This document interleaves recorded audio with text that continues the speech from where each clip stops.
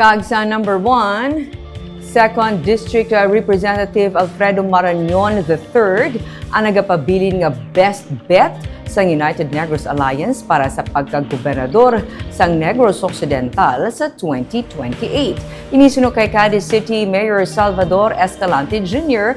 nga nagklaro man nga wala pa sa desisyon nga nalabutan sa karon. Si Escalante nga nagaserbe man sang Secretary General sang UNEGA ang nagpahayag nga malayo pa ang piniliay kag subong kinahanglan nila nga magtutok sa trabaho. Sang gin-interview sang media kung bala handa siya sa pagpapili bilang gobernador, ginsiling ni Marañon nga sila sa UNEGA ang qualified kag ini ang mahibaluan na lamang kung mag-abot na ang tion. Suno kay Escalante sa nagakaigo nga tion maplastar kag magasanto ang tanan. Nagtambong sa Domingo, nanday Escalante kag Marañon sa kapistahan sang Manabla.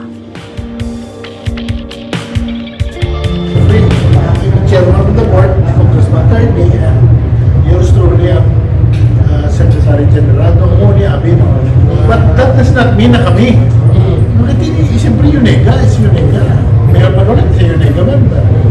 So what's going on, everybody is qualified. Wala sa mga. So as it is now,